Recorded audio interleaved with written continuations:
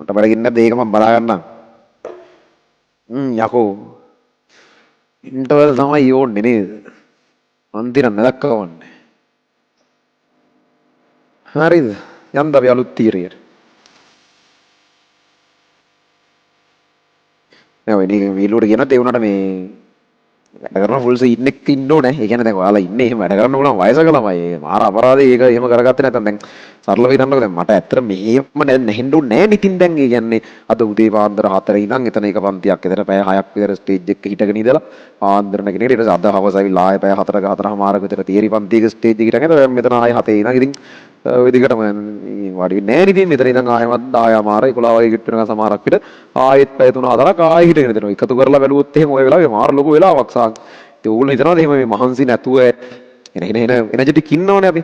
එතකොට ඒකත් එක්ක හිතනවා කිසි මහන්සියක් නැහැ මාරයි වණ්ඩකෝ මේ දවසම මේවා වෙලත් මෙහෙම එහෙම එකක් නෙවෙයි ඇත්තම තියෙන්නේ. ඒ කියන්නේ එතන අපිට choice එකක් නැහැ ළමයි. මම තීරණය කරලා තියෙනවා මේ තාමත් මම ඉන්නේ මට උපරිම වැඩ කරන්න පුළුවන් ඒ කැපැසිටි තියෙන වයසේ. හැමදාම ඔහොම වැඩ කරන්න බෑනේ අපිට. ඒත් මම හිතනවා මම උපරිමයට මහන්සිලා වැඩ කරනවා. මට වැඩ කරන්න පුළුවන් වයස. ඊට පස්සේ මට එක තැනකදී හිතෙනවා ඇති දැන් මේ දිවිල්ල මට මේක නතර වෙන්න ඕන කියලා. ඉතින් මට පොඩ්ඩක් ඒකට කාම් විදිහට ලයිෆ් එක හදා ගන්න පුළුවන්. අවුරුදු 20 ගණන් කියන්නේ මිනිස්සෙකුට මහන්සි වෙන්න පුළුවන් වයසනේ.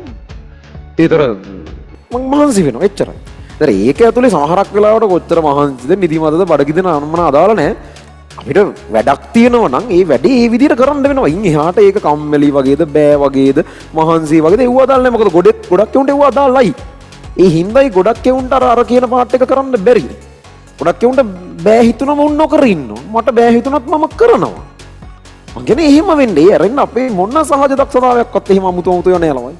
එකම දේ අර ඒ choice එකක් ඒක තෝරා ගැනීමක්. එකෙකුට මහන්සි වෙද්දී ඌ ටක් ගාලා අතරනවා. තව එකෙකුට මහන්සි වෙද්දී නෑ. මහන්සි වෙමු තව ටිකකින්.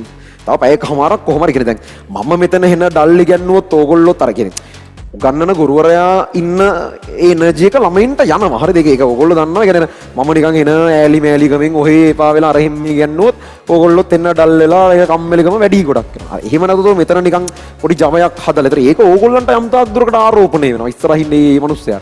ඒතර ඌටත් පොඩ්ඩක් කර පොඩි හරි වශයෙන් එනර්ජි කියනවා. ඒකයි ඔය ගොඩාක් ගුරුවරවරු පොඩි අර අමුතු එකක් හදාගෙන මත කොච්චර මහන්සි වුණත් කරන්න දෙයක් නැහැ. උදේද දවල්ද රෑද දාලා නැහැ. කොයි පන්තියේ වුණත් ඒක කමිට්මන්ට් එක දෙන්න ඕනේ. එහෙම නැත්නම් ළමයාට ඒක යන්නේ අඩුවෙන්. කොහොමද ඒක මහන්සිද නිදිමතද බඩගිනිද අදාළ නැහැ කරන්න වෙනවා. මං කියන්නේ දැන් ඕගොල්ලොත් ළමයි අර මේක රස්සාවක් වගේ පේන්නේ නැති වුණාට මේ ඔයාලා ගත කරන්නේ ඔයාලගේ වෘත්තිමය ජීවිතය. ඔයාලගේ පෞද්ගලික ජීවිතේ වැඩක් නෙමෙයි ඒ ලෙවල් කියන කවුරුත් ඉන්නද මේ ආසාවට ඒ ලෙවල් කරන. ඒ කියන්නේ මම කැමති ඒ ලෙවල් කරන්න නිකන් මේ මං වෘත්තීන් සඳහා නෙවෙයි ඒ ලෙවල් කරන එහෙම කවුරුත් නැහනේ. ඔයාලා මේක කරන්නේ මෙතනින් ඉස්සරහ ජීවිතේ වෘත්තිමය සුදුසුකම් ටික හදා ගන්න. ඒතර මේ ඒ ලෙවල් කියන්නේ නිල නොලත් රස්තාව වගේ එකක් ඕගොල්ලන්.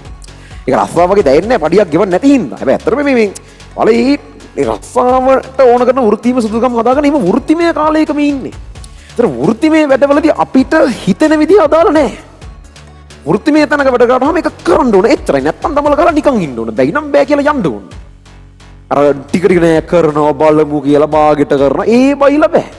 පර්සනල් ලයිෆ් එකේ ඕන එකක් කරගන්න ඒක වෙන කතාවක්. මං කියන්නේ වෘත්තිමය පාට් එකට ආවම මේකටද කරන්න වෙන වැඩේ මේ වෙලාවේ හිතට සතුටුයිද දුකයිද කරන්න බෑ වගේද හිතෙන්නේ මූඩ් එකක් නැද්ද නිදිමතයිද බඩගිනිද ඒ බයිලා වැඩක් නැහැ කරන්න නම් ආවේ කරන්න බැයි නම් කලින්ම බෑ කියලා හම්බුනේ අරලා දාලා නිකන් අර එහෙම පොඩ්ඩක් අර බරපතල මට්ටමකට ඔයාලගේ විෂන් එක ලොක් කරගන්න වෙනවා මේක කරනවා එච්චරයි මොනවා දනිත් අදාළ නැහැ මම දන්නවා දැන් ඕගොල්ලෝ නිකන් ඔය ඉන්ටර්විව් ඉන්නරයි මේ කොහොමද තියෙන පුරුද්දට කියලා ඒකට වෙනම මේ කියලා කියනව නෙමෙයි නමුත් මම කියන අර ඒකත් ඔළුවේ තියාගන්න ඉන්ටර්විව් එකක් ඉල්ලන ඊට පස්සේ මාත් දන්නවා ඔයාලා දන්නවා මං දෙන්නේ නැහැ කියලා ඒත් කියලා ඉල්ලන්නේ කියලා ඒක මට තේරෙනවා මේ හැබැයි එහෙම උනාට ඔළුව ඇතුළේ අර කතන්දරේ තියාගන්න